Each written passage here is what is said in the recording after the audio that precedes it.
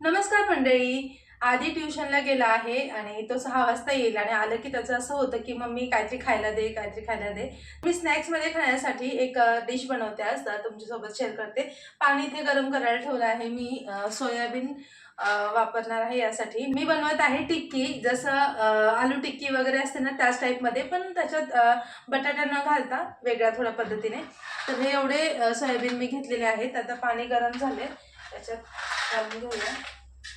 थोडंसं शिजेल तोपर्यंत हा दुधी भोपळा घेतलेला आहे, तो पण आपल्याला याच्यात घालायचा आहे. तर याची साल वगैरे काढून घेते आणि किसून आपल्याला याच्यात घालायचं आहे. ही टिक्की आहे ना, खूप वेगवेगळ्या पद्धतीने मी बनवत असते, तर तुमच्यासोबत प्रत्येक प्रकार मी शेअर करेनच. तर आज दुधी भोपळ्याचा वापर करून बनवणारी टिक्की तुम्हाला दाखवते. आता इथे बघा सोयाबीन होत आहेत, तोपर्यंत आपण हा दुधी किसून घेऊया. ही किसणी वापरत आहे मी.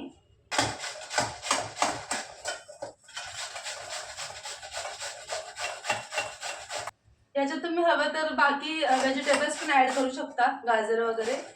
तर मी फक्त हे घालते.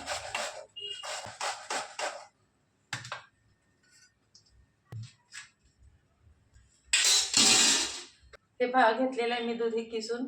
आणि ना आमच्याकडे आज सकाळी काय माहिती अचानक पाऊस वगैरे झाला. थोडासाच पाऊस झाला, पण विजांचा कडकडाट खूप होता, त्यामुळे लाईट गेली होती. आणि लाईट गेली की पाणी लगेच जातं. तर आता पाणी गेलेलं आहे.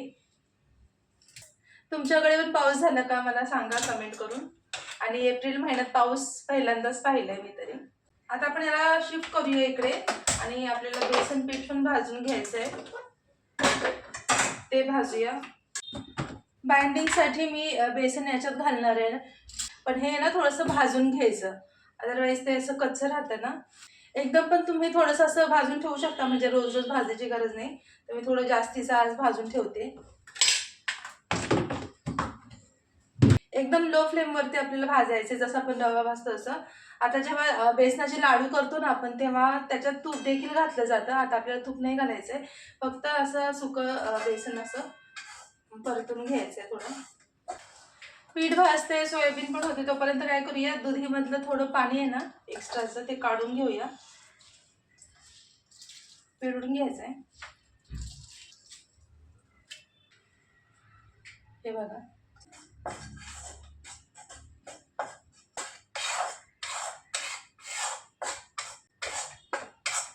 खमंग असा वास येतो पिठाचा, तेव्हा समजायचं की आता पीठ भाजून झालंय.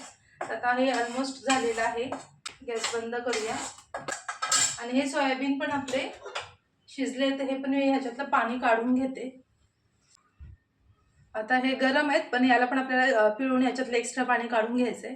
सोयाबीन मी पिळून घेतली आणि आता मिक्सरला बारीक करून घेते. एकदम बारीक करून घ्यायचं.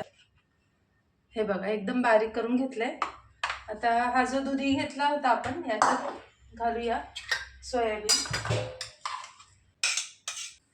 आता आपण याच्यात पीठ घालून घेऊया, बेसन पीठ. मी थोडं जसं म्हटलं जास्तीचंच केलेलं आहे, तर मी याच्यात थोडंच घालते,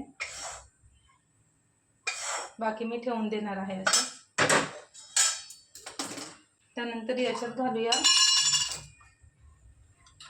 मिरची आणि लसूण मी बारीक करून ठेवलंय, ते घालते याच्यात. आता मीठ घालूया चवीनुसार, थोडीशी हळद, जिरे घालूया आणि ओवा घालायचा आहे थोडासा हातावर असा चोळून. थोडीशी कोथिंबीर ॲड करते.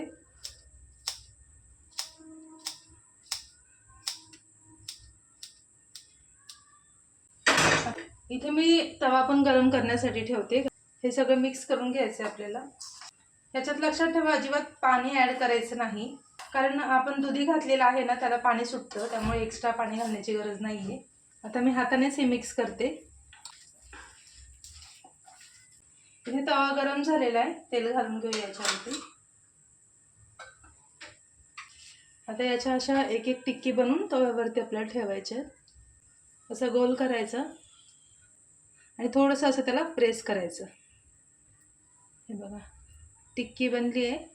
आता ही आपण ठेवूया तव्यावर. अशाच पद्धतीने बाकी सगळ्या पण टिक्की बनवून घ्यायच्या.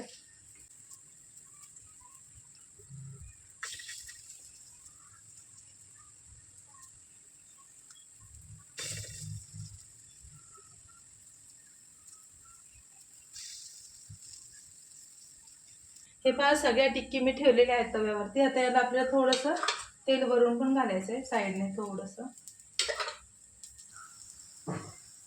याला आपण शॅलो फ्राय करणार आहोत, डीप फ्राय नाही करायचं आहे, कारण आपण हेल्दी रेसिपी बनवते. दररोज जर आपण असं फ्राय केलं तर मग ते चांगलं नाही. आणि अगदी आरामात याला पलटी करायचं आहे. आपल्याला शिजण्यासाठी थोडासा वेळ लागतो, 15 ते 20 मिनिट लागतात. त्यामुळे मग हे इकडे ठेवून आपण दुसरं काम पण करू शकतो आणि अधूनमधून याला पलटी करायचं.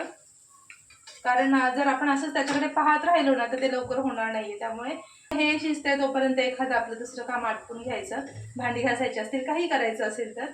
आता मला कोथिंबीर साफ करायची आहे. कोथिंबीर काल घेऊन आले होते तर थोडीशी ती साफ करून घेते. हे होते तोपर्यंत. अशी मल्टिपल कामं आपल्याला करावी लागतात तरच कामं होतील. आणि एकच काम करत बसलो तर मग झालं. आणि प्रत्येक गृहिणीकडे हे स्किल असतंच. चला, हे काम आपलं झालेलं आहे. कोथिंबीर साफ करून झाली. आता हे बंद करून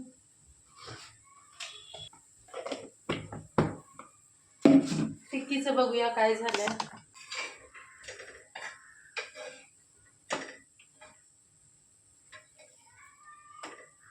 आता पुन्हा याच्यावरती तेल वगैरे घालण्याची काही गरज नाहीये.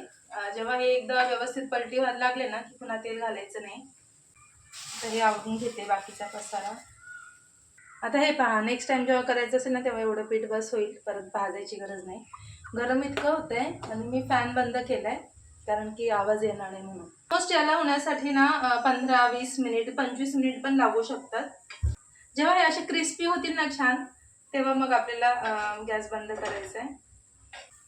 हे तुम्ही सॉस सोबत किंवा दह्यासोबत, शेजवान चटणीसोबत किंवा खोबऱ्याच्या चटणीसोबत खाऊ शकता, किंवा असंच पण खाल्लं ना तरी खूप टेस्टी लागतं.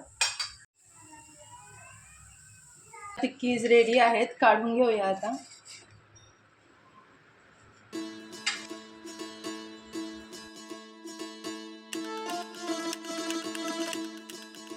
तुम्ही देखील तुमच्या मुलांना अशा छान छान टेस्टी रेसिपीज करून नक्की खाऊ घाला. आणि कशा वाटल्या मला कमेंट करून नक्की सांगा. आपण पुन्हा भेटूया नेक्स्ट व्हिडिओमध्ये. आता खूप गरम झालं, मी पटकन फॅन खाली जाऊन बसते. पुन्हा भेटूया नेक्स्ट व्हिडिओमध्ये. तोपर्यंत बाय बाय.